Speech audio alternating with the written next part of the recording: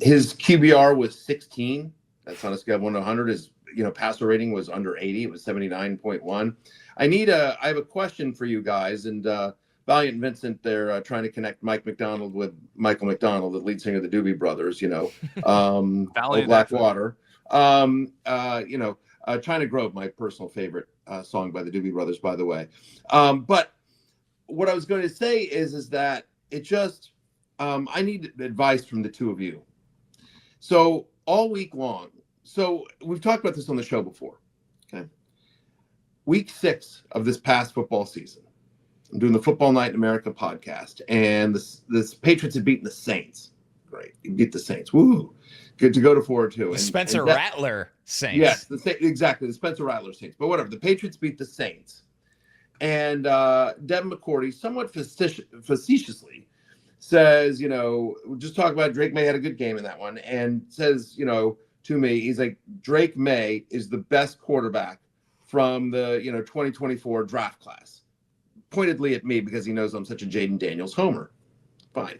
And I was like, yeah. Talk to me when he gets to an AFC championship game, the way that Jaden obviously had gone to the NFC championship game in his rookie year. To which Devin responds, it's a great line. Devin responds, he says, yeah, we only count Super Bowls in New England. And when you're a three-time Super Bowl champion like Devin McCourty, you can say lines like that. So anyway, great line, whatever. Okay.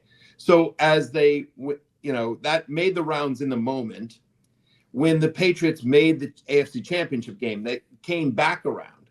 I fully owned it. You know what I mean? I quote tweeted it. I posted on my Instagram. I fully owned it. Connor and I had a whole conversation about it. I was just like, yeah, congrats to Drake Maye. It's awesome.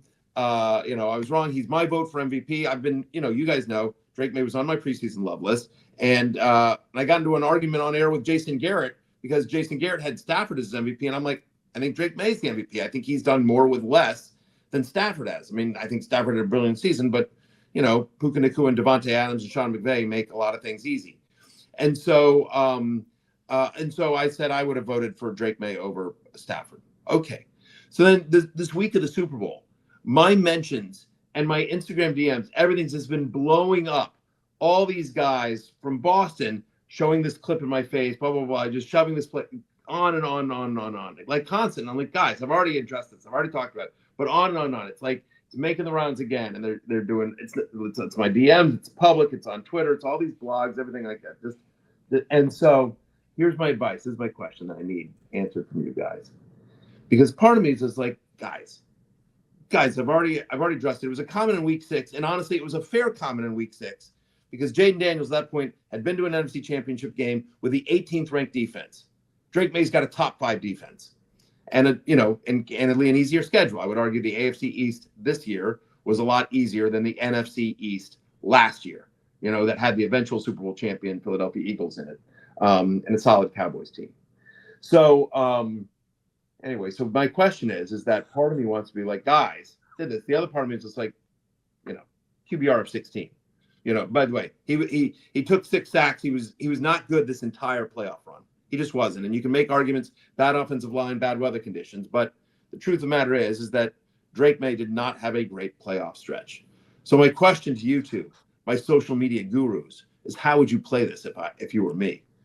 Well, firstly, that's the longest question I've ever heard in my life. What else do you want to like? We got time to kill. We got time to kill. Adam says we have time to kill, so I'm trying to do that. I'm trying to kill a little time here. Matthew, I think we'll have to have you reconnect if you're still out there. Jay, is he frozen for you? No, I think it's you, actually. I think you're the one taking it. Yeah, Matthew's Mr. Strawberry's coming through loud and clear. I'm going to have to reconnect on this end. But look, here's what I'd say. I'd say that the default in these situations is usually to take the high road. And I would recommend the high road in this case because, one, there's been a lot of dancing on Drake Maye's grave. Guy's 23 years old. His best receiver is Stephon Diggs, who is towards the end of his career, or Kayshon Boutte. He's dependent. Like Matt Collins was his number one option on yesterday. He's playing with an offensive line that came into the season as a huge weakness, fortified a little bit throughout the year, and then its weaknesses came to the fore very much, not just on Sunday, but throughout this whole playoff run as the Patriots played 4 of the 6 best defenses in the whole league. So I think with Drake Maye, we just need to take a step back. And I get that there's a lot of celebration around Matthew Stafford winning MVP and the fact that he should have won by even more. MVP is a regular season award. What happened in the if you're going to include the playoffs, then Stafford by margin clearly was better than Drake Maye. And what Stafford was able to do against the Seahawks defense looks even more impressive now that no one else really was able to have this success against Seattle, particularly in the second half of the season. But ultimately, like all you're doing too, Matthew, if you take a victory lap around this, you're just setting yourself up for when Jane Daniels throws 2 interceptions in a game next year, then it just comes back in your face. Let it die. That's fair. Yeah. You know what? I think that's fair, and I will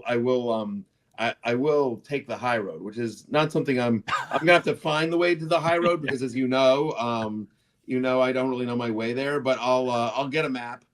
Jay, you'll send me a map and I'll find my way to the high road. No, I agree, and I think the future is very bright for Drake Maye and the Patriots. I know they're very SEC man saying I want Maye in my fantasy team next year. Only problem, the Sharks in my league will bid him up. There's no question about that. I don't think Drake Maye goes outside the top 5 quarterbacks next year at all. It was just tough day at the office for Drake Maye, but Seattle's made a lot of good quarterbacks not look great, and I agree with you. I think people forget, because of all the success, Connor, how young Drake Maye is, not just in terms of age. Right.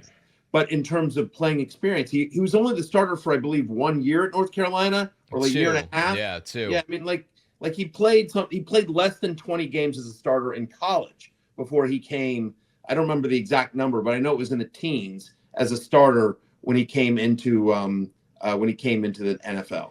Well, he didn't stay in college very long, right? That was more of it, where he kind of burst onto the scene as an underclassman, and then the final year when he was draft eligible, the team around him stunk, that he was under duress a lot like last night. It was Drake Maye's last college year. It looked exactly like that, where people were like, well, we know he's really talented and he's worthy of a top 5 pick easily, but is he going to form some bad habits with a bad supporting cast? And then obviously year 2 in the NFL with Josh McDaniels, now you've just seen so much good from Drake Maye that, listen, he ran into a gauntlet in the playoffs that maybe the pendulum swung a little bit too far of what he did the regular season, where everybody anointed him as potentially the MVP of the league. And then on the flip side of it, is he as bad as the player we saw in this playoffs against the best defenses across the NFL? No, he's not even close. I think Drake Maye has so much promise. So it's a really interesting topic. And when you look at this specifically, you have the Jaden Daniels element, who was head and shoulders above his class his rookie year by far. You have Drake Maye, who was so good in year 2. And then on the flip side of it, I don't think he's in either class of Maye or Jaden right now, but Caleb Williams is coming. Yeah. And, I don't know if he's going to be as good as those two guys, but his highs are as good as anybody. It's just kind of getting the lows out of his system. So it just goes back to, and Bo Nix played one of the best games of his career before he broke his ankle. So it's amazing how strong of a quarterback class it specifically was. And I think it's going to make this debate really fun, not for next year, but for the next 5 years. Yeah, there's no question about that. What were we going to say there, Jay? Well, we got a question from Ved. Which wide receiver would the Pats need next year to help Maye? I mean, the answer is just any wide receiver one, whether that's A.J. Brown with a trade request, whether it's a Marvin Harrison Jr., whether it's a Brian Thomas Jr. getting you a fresh start, just anyone who has kind of outlier separation skills, because that's the key. And what has just come to the fore in all these Seattle games is that if you don't have receivers who can separate and win quickly, you just don't have a prayer against the best defense. So we saw that even with Kyle Shanahan's offense. As he said on the pregame show, like across 2 games, he didn't score a touchdown against the Seattle defense. And I think the reason why, for the most part, because the Niners have a decent offensive line, it's just that their receivers could not separate because they were, by the end of the season, particularly so banged up, and they didn't get the Brandon Ayuk that they were hoping to have at all this season. So I think that Maye needs receivers who can separate and who are just bring a bit more of a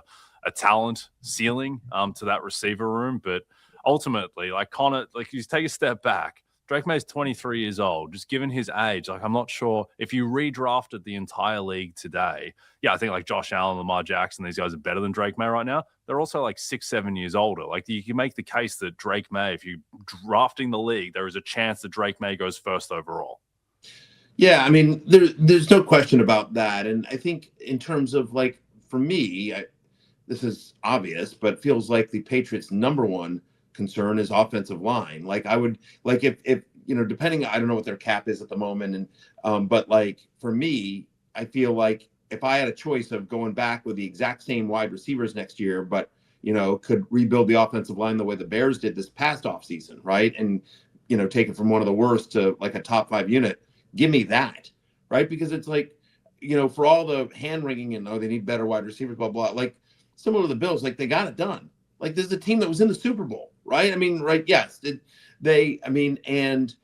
yes, those guys couldn't separate. They couldn't separate quickly, but also, they were also not able to run the ball super effectively in this one, and they weren't able to protect Drake Maye to give him time. He officially was sacked. He's officially sacked 6 times.